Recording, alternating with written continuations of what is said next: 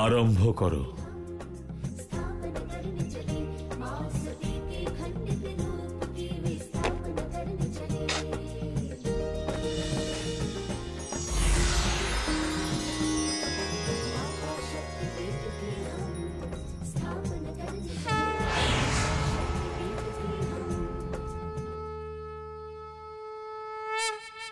গুরুদেব, দেবীর শরীরের অংশ।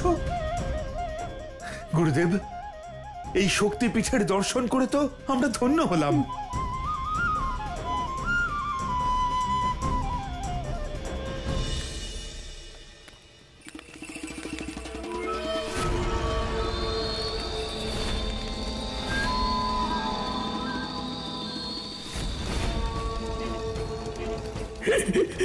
अरे भगवान, আপনি আমাকে কোথায় নিয়ে এলেন ভগবান? আমি তো ভেবেছিলাম আপনি আমাকে প্রেত সেনাদের সাথে দেখা করানোর জন্য নিয়ে যাচ্ছেন, কিন্তু এখানে তো মনে হচ্ছে এমন কোনো অসুর আছে ভগবান, যে পুরো সৈন্যবাহিনীকে গিলে ফেলতে পারবে ভগবান। ঠিকই বলেছো তুমি ভদ্রাক্ষ। এই মাকড়াসুর পুরো সৈন্য দলের সমান। মাকড়াসুর! আরে ভগবান, কোথায় যাচ্ছেন? ভেতরে কেন? মাকড়াসুর! আরে ভগবান, আরে আমি থেকে আটকে গেছি ভগবান। কি মাকড়াসুর!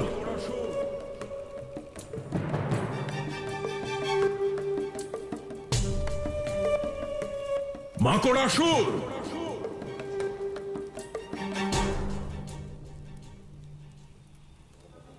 মাকড়াসুর! ভগবান, এই মাকড়াসুরের জালে আমার মতো প্রেতের জীবন সংকটে পড়ে যাচ্ছে। যদি ভগবান ও স্বয়ং আমাদের সামনে চলে আসে তাহলে।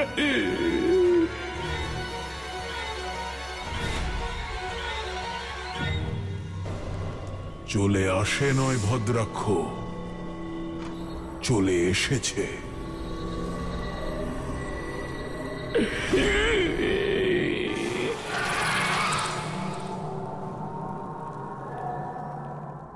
রাধা, এই শক্তিপীঠকে কেবল একজন নারী শক্তি বাইরে বের করতে পারবে।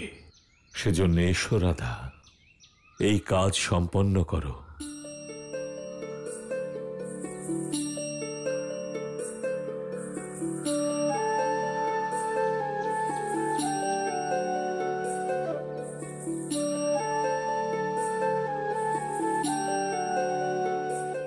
মা শক্তির জয়। বৃন্দাবনবাসীদের মায়ের এই অন্তিম শক্তিপীঠ স্থাপন করবার সৌভাগ্য হয়েছে। গুরুদেব, এরপর আমাদের কি করণীয়? নন্দ, সর্বপ্রথম আমাদের নিয়মনিষ্ঠা সহকারে এই শিলাখণ্ডে প্রাণ প্রতিষ্ঠা করতে হবে। তার জন্য আমাদের এই শিলাখণ্ডকে একদিন অন্নে, একদিন জলের মধ্যে, তারপরে দুধে এবং একদিন মধুতে রাখতে হবে। তারপর পঞ্চতত্ত্বের মাধ্যমে ওনাকে পূজা করা হবে। পরে সমগ্র ব্রজভূমিতে ওনাকে নিয়ে শোভাযাত্রা হবে, আর সেই শোভাযাত্রার পরে মায়ের শক্তিপীঠ স্থাপন করা হবে। এসো রাধা।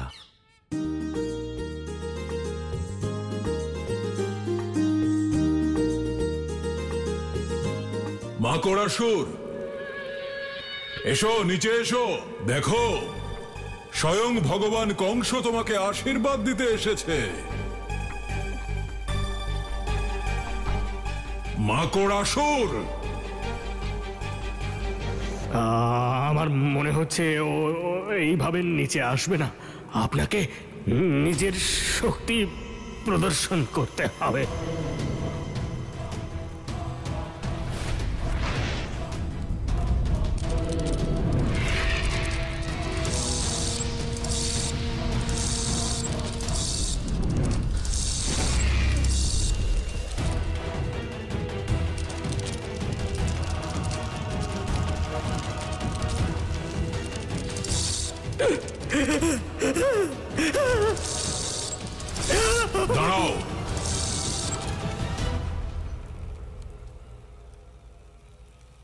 শত্রু নই আমি তোমার ভালোর জন্যই এসেছি।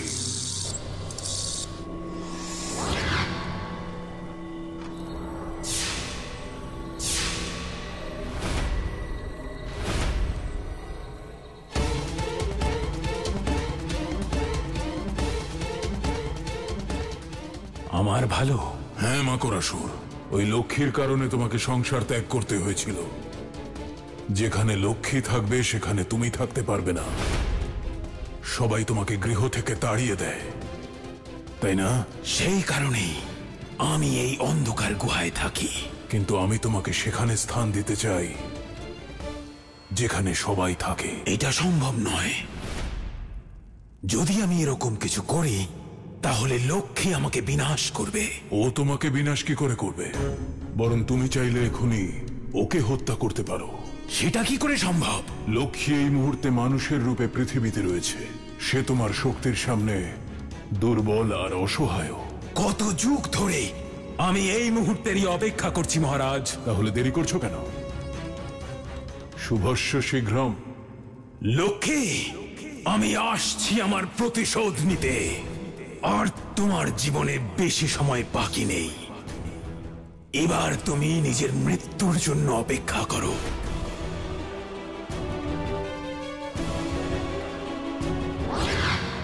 এবার জড়াবে রাধা মাকড়ের জালে, হবে শক্তির বিনাশ।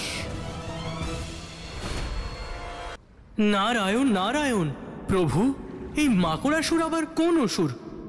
আর মা লক্ষ্মীর সঙ্গে ওর কেমন শত্রুতা? দেবর্ষি, দেবী লক্ষ্মীরই এক রূপ হলো গুপ্তলক্ষ্মী। গুপ্তলক্ষ্মী?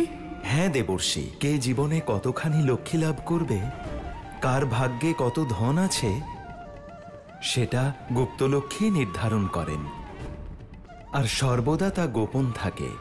এই ব্যাপারে না ভাগ্য কিছু জানতে পারে, আর না আমি। নারায়ণ নারায়ণ, এতটাই গুপ্ত? কিন্তু প্রভু, দেবী গুপ্তলক্ষ্মী কোথায় বাস করেন? দেবর্ষি, গুপ্তলক্ষ্মীর বাস এই বৈকুণ্ঠেরই উপরে কমলমণ্ডলে। আর উনার সেই কমলমণ্ডলকে এই বৈকুণ্ঠই ধারণ করে। ওই দেখুন দেবর্ষি।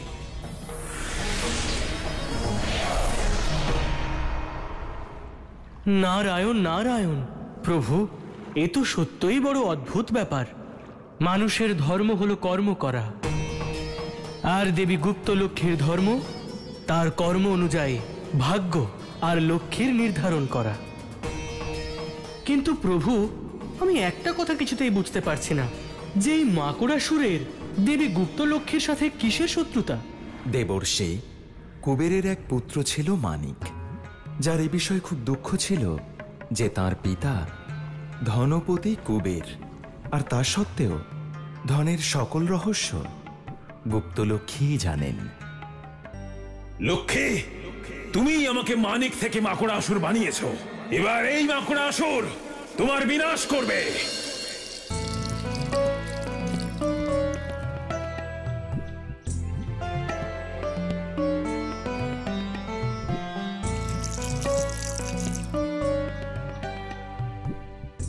নন্দ, কোনো গৃহ যেন বাদ না পড়ে। অন্ন এবং দই যেন প্রত্যেক গৃহ থেকে আসে, তবেই মায়ের শক্তিপীঠ স্থাপন করা যাবে, আর আমাদের উপর মায়ের কৃপাও বর্ষিত হবে।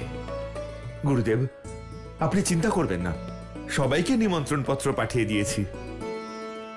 গোয়ালা, আমি দেবী রূপে ততক্ষণ থাকবো যতক্ষণ শক্তিপীঠে স্থাপন না হচ্ছে।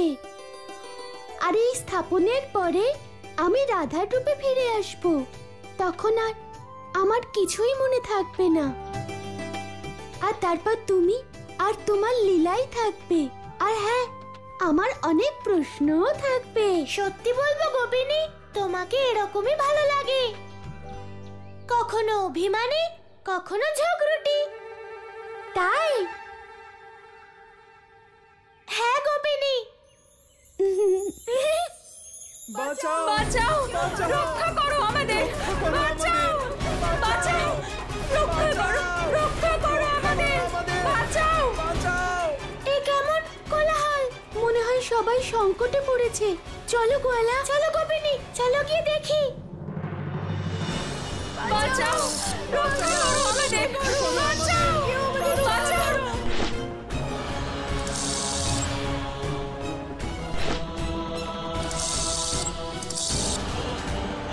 রক্ষা করো আমাদের, রক্ষা করো, বাঁচাও, রক্ষা করো আমাদের, রক্ষা করো।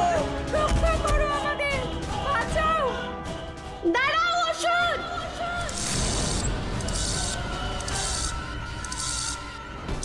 আচ্ছা, তুমিই তাহলে সেই রাধারূপী লক্ষ্মী।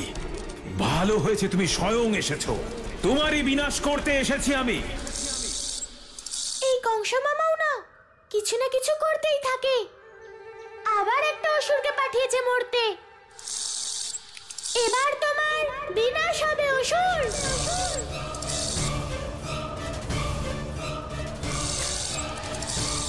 এ তো মাকড়াসুর, মা লক্ষ্মীর শত্রু। অবশ্যই শক্তিপীঠ স্থাপনে বাধা সৃষ্টি করতে এসেছে।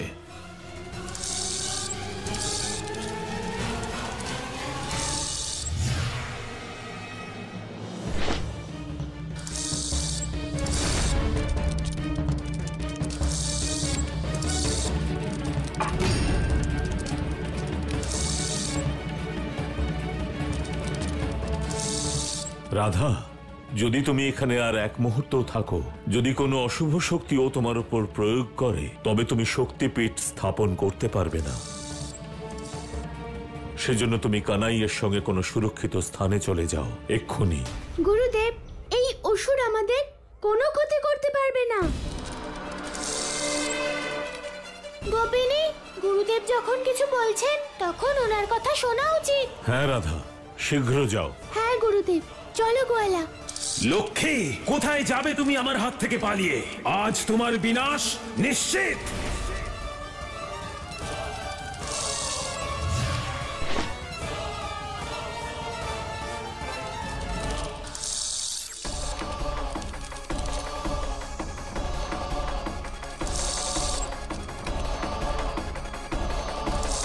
বালক, এই মুগুর তুমি কাকে দেখাচ্ছ? আমি তোমাকে আমার জালে এমন ভাবে জড়াবো যে তুমি আর তোমার মুগুর দুজনেই শেষ হয়ে যাবে। মনে হচ্ছে তুমি মৃত্যুবরণ করতেই এসেছো। ঠিক আছে, সবার প্রথমে আমি তোমাকেই হত্যা করব।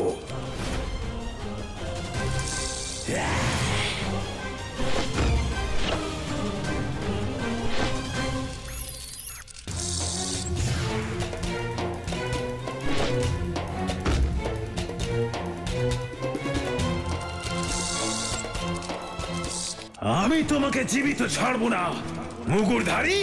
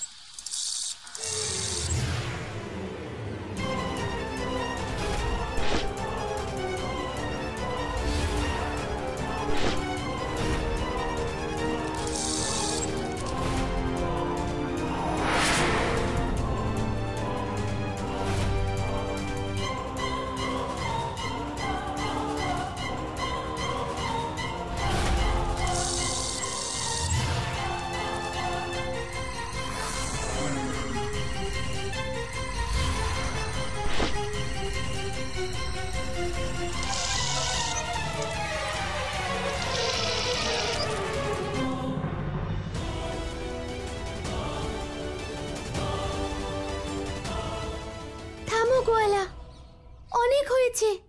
আর কতক্ষণ আমরা পালাবো? গোপিনী, এখন ভেবো না, এখান থেকে তাড়াতাড়ি চলো, না হলে মাকড়াসুর চলে আসবে। গোয়ালা, এ তুমি কিরকম কথা বলছো? তুমি পরম অবতার কৃষ্ণ আর এক অসুরের ভয়ে পালাচ্ছ? যদি সবাই এটা জানতে পারে তাহলে সবাই কি বলবে? কি বলবে? গোয়ালা, সবাই ভগবানের উপর সন্দেহ করবে।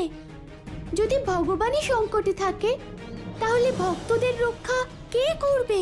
গোপিনী ঠিক বলেছো, তুমি নিশ্চিন্ত থাকো, আমি কাউকে সন্দেহ করার সুযোগ দেবই না। তুমি আমার কথার কোনো গুরুত্বই দাও না, কিন্তু এখন তুমি যা করছো তাই নিয়ে প্রশ্ন অবশ্যই উঠবে। সবাই জানতে চাইবে যে তুমি ভগবান হয়েও মাখন কেন চুরি করতে। কংসকে বধ যখন করতেই হবে তাহলে এত প্রতীক্ষা কেন করছো?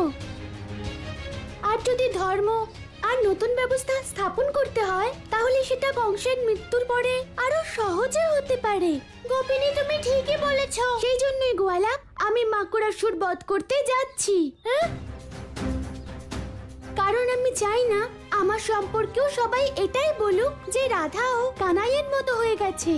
গোপিনী, গোয়ালা, আমি ততক্ষণ থামবো না যতক্ষণ না তুমি আমার প্রশ্নের উত্তর দিচ্ছ। গোপিনী, আমি পরম অবতার শ্রীকৃষ্ণ আর তুমি দেবী লক্ষ্মীর অবতার, কিন্তু আমরা আমাদের অবতার নয়, কর্মকে স্থাপন করতে এসেছি। আর আমাদের কর্মের মাধ্যমেই মানুষের মনে কর্মের মাহাত্ম্য প্রতিষ্ঠিত হবে, ঈশ্বরের নয়। সংসারকে এটা বোঝাতে হবে যে মানুষ কর্মকেই নিজের ঈশ্বর মনে করে সে নিজেই ঈশ্বর তুল্য হয়ে যায়। আমি বুঝতে পেরেছি গোয়ালা, এবারে বলো আমাকে কি করতে হবে? গোপিনী, ওই গুহাটা দেখতে পাচ্ছ? হ্যাঁ গোয়ালা, আমাদের ওর মধ্যে যেতে হবে। চলো গোপিনী। বালক, এবার তুমি আমার প্রতি আক্রমণের জন্য প্রস্তুত হও।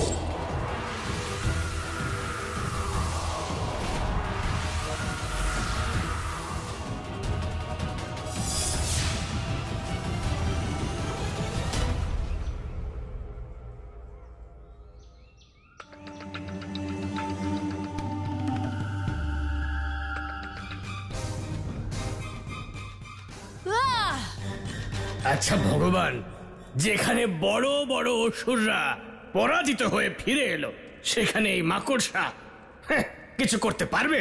আপনার কি তাই বিশ্বাস? তুমি জোঁক দেখেছো ভদ্রাক্ষ?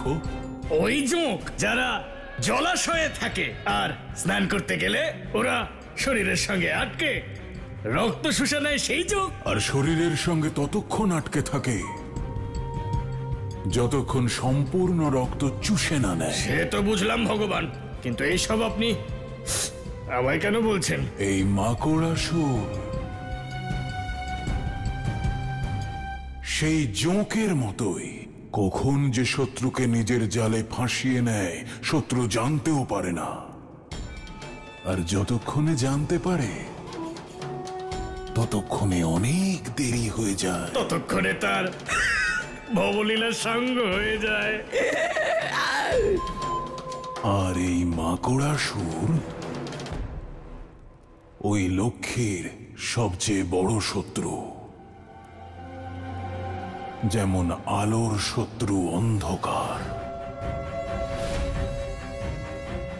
এবার ওই পরম অবতার শ্রীকৃষ্ণের শক্তি, রাধার বিনাশ নিশ্চিত।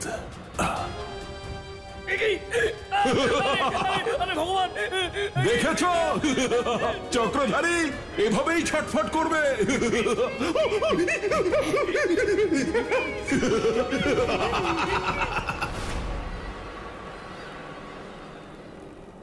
গোপিনী, আমরা এখানে সুরক্ষিত। শুধু সুরক্ষিতই নয়, বরং মৃত্যুর সন্নিকটে।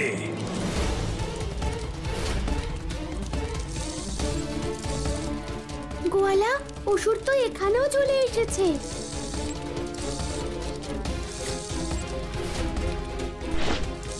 গোয়ালা, গোপিনী!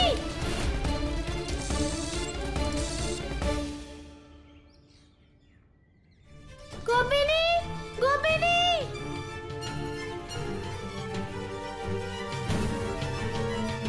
রাধাকে মাকড়াসুর নিয়ে গেছে। শোনো দাদা, ওই মাকড়াসুর রাধার কোনো অনিষ্ট করার আগেই ওকে বাঁচাতে হবে। চলো দাদা, চলো। বাঁচাও গোয়ালা! গোয়ালা! বাঁচাও গোয়ালা! রাধারূপী লক্ষ্মী, তুমি যতই প্রয়াস করো না কেন, আজ আমি তোমাকে বিনাশ করেই ছাড়ব।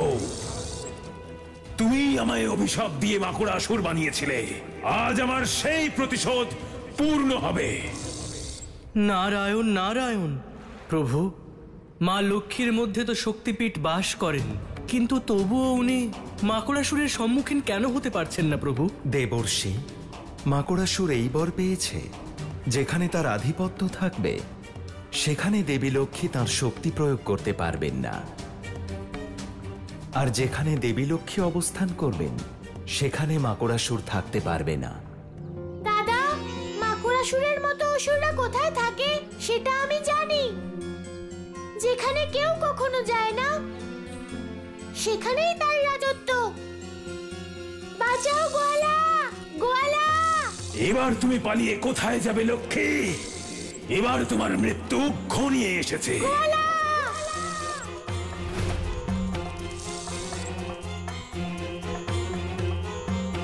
দাদা, মাকড়াসুর নিশ্চয়ই ওই গুহায় রয়েছে।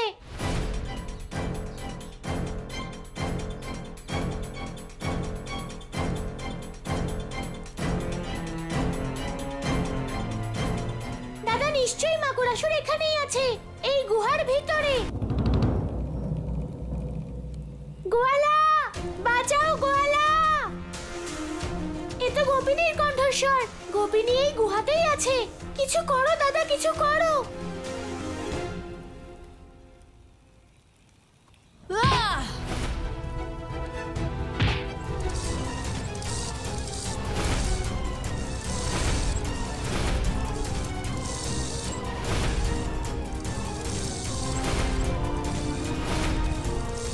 এতগুলো মাকড়সা, এরা তো আমার দিকেই আসছে, আর এখানে তো আমার শক্তিও কাজ করছে না।